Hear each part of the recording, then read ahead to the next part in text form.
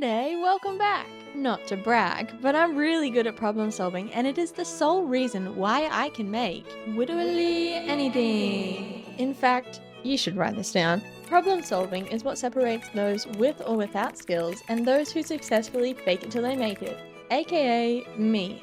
I am your queen, all hail me. And if fake it till you make it was a dress, it would be this one because I'm making it for the Abbey Medieval Festival and it is only somewhat teeny tiny little bit aesthetically accurate. And to all the history enthusiasts watching, don't you dare put me on that snake. I'm not joking. Oh, and also, if you're too scared to sew, don't worry, fabric glue is on the top of the shopping list.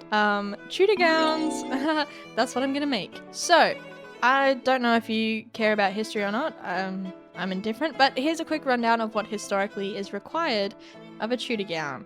On the base, you have a smock, which is a cotton shirt or pants to keep your sweat less sweaty and stinky. Then, you have a hoop skirt.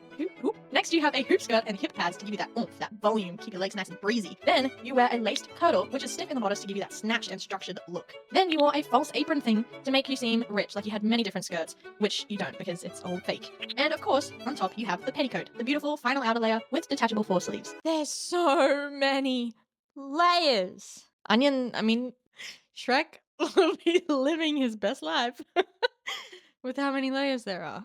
How can I possibly make all of them? I was tossing and turning in my sleep, trying to figure out how on earth I was going to afford to buy a dress that I would only wear once, when all of a sudden my sketchbook materialized into my hands and the voices began telling me what to scribble across the pages. And then it dawned on me. No one actually cares about all the layers, right? Here's what I came up with. The smock. Keep it. I didn't, but I kept the sleeves for aesthetics because this picture looked cute. Hoop skirt. Keep it because your girl needs space to walk and breathe. The girdle. Who cares? But I want to be snatched, so I'm going to make a cotton corset. The false apron. I'll explain to you how to make it, but I just upsized my grade 12 formal skirt because I don't know, I thought it would be easier. It's kind of the same. The petticoat. It's far too hot in Australia and also a massive sleeves. So ditch the sleeves and velvet. Also, I don't want to sew the top and bottom together, so keep it as a two-piece. Ignore the closure panel on the top. I don't have enough fabric for that. And voila, there we go. Also, the French hood. I'm going to keep the headband, but get rid of the hood because I don't want to get a migraine or overheat and pass out. And if anyone argues with my design, shush! It's my dress, my rules. Great, let me show you everything I got to make it. I got one curtain panel from Vinnie's because it was the only vintagey curtain they had. It would be ideal to get a pair. 2, an old cotton bedsheet. I did originally order muslin because I heard it was, stiffer, but I must have ordered the wrong thing because I'm at a loss for words here. Is this even material? Why did I pay so much? Number 3, my old formal skirt.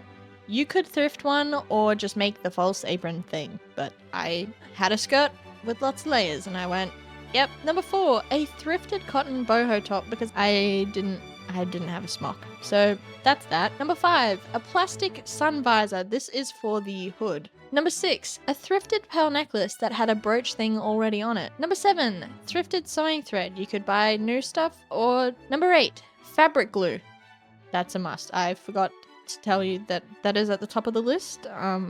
Scissors, sewing needles, and ribbon. And 6 meters of pretty trim. You don't have to use 6 meters, but that's what I did. So if you're comparing yourself to me, do 6 meters. And number 10, a pack of heavy-duty 9mm cable ties. This is going to be for the boning. Also, I did get foam so I could make the puffy shoulder pads, but I ran out of fabric, so that's a bit of a waste of my money, eh?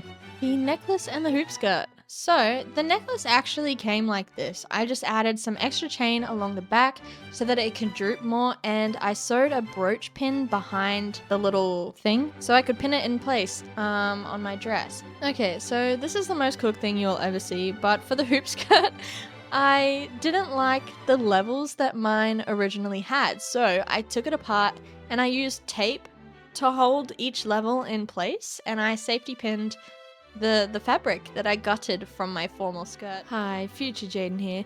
Don't do this, it's stupid. It ended up at my knees on the day. It's fine, no one can see it, no one cares, alright?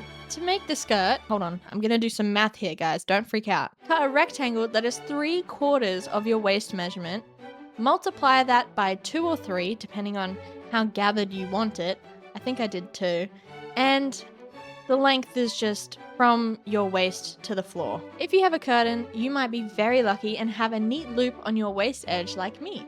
I just braided some ribbon and threaded it through so I could gather the fabric the cheat way. If your fabric has a pattern as well, just remember that the direction you are cutting things, is going to just be smart about it. I don't know. I wasn't. Because my top pattern is vertical and the skirt is horizontal, which my excuse to that is not because I forgot about it, which it is, but it is genuinely because I don't have enough fabric. So I will say I did try to use the bond tape along the trim, but I suggest using fabric glue. It's just better. It takes less time to dry, and honestly, I felt like I had more control over it. So good stuff. If you want to make the fake apron of the skirt, cut a rhombus of fabric that is 1/4 or half of your waist measurement at the top, and sew ribbons onto the sides of those top edges, maybe 2 or 3 times your waist. Make the length however long you made the petticoat skirt, obviously, to the floor, and the bottom width would be determined by how wide your petticoat opens, or make the bottom 3/4 of your waist measurement. If you're resizing a skirt like me, I just ripped out some of the inner fabric and added grommets down the zipper so that I could close it with ribbon. To make the corset/bodice, save yourself the heartache and confusion and just go to elizabethancostume.net. I've put the link in the description below.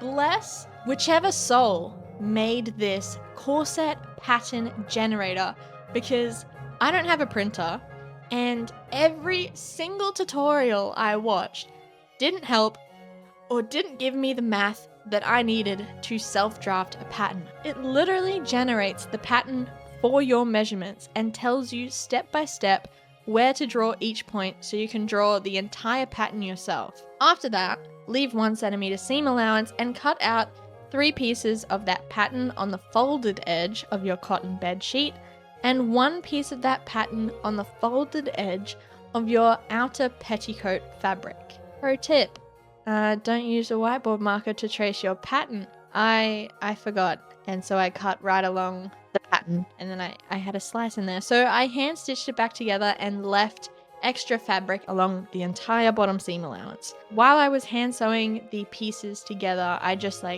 sewed underneath the slit, and then it was hidden in the seam allowance. So if you make that mistake, that's how to fix it. Now you will have 2 cotton pieces of fabric, which will be sewn together, and a cotton piece plus the fun fabric piece that will be sewn together. I just hand sewed using a straight stitch with the right sides together. That way, when I flip it, the edges will be covered. And then iron everything out with starch to make it flat and structured. The stuff I used didn't really work, but oh well. For the trim on the bodice, you can add it by glue, by hand, or with a sewing machine. By the end of the project, I ended up having a sewing machine because I thought, ooh, this is actually kind of fun. And I left enough room of trim on the 2 side strips to flip over so they could be used as shoulder straps. With the corset, you can buy bias tape or cut rectangles of your cotton fabric or whatever scrap fabric to make little houses for your zip tie boning. I pinned these in place and hand sewed straight stitches to make channels, making sure I left space at the top to fold over the zip ties and sew closed. I also added lacing bars to the corset to make sure that when it was laced, it kept everything neat and wouldn't rip the fabric. If you have questions, just chuck them in the comments and I'll answer it. I did add small grommets to the corset, but by the time it came for me to do the petticoat, I couldn't deal with hammering any more grommets, so I just hand stitched open the holes, which I admit didn't go very well.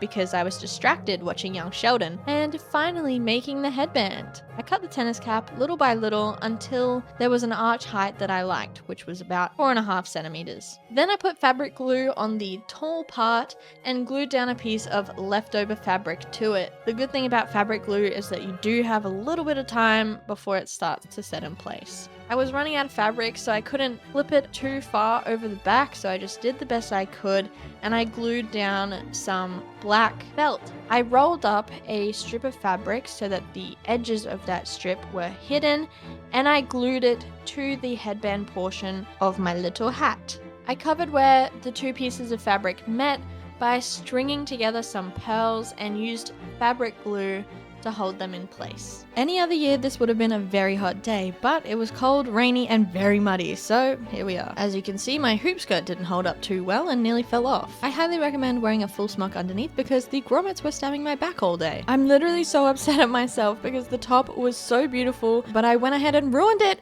because I forgot that you're actually going to be sizes smaller when you wear a corset, so don't do what I did. Everyone was covered in mud. It was so bad. Anyways, thanks for watching. Bye!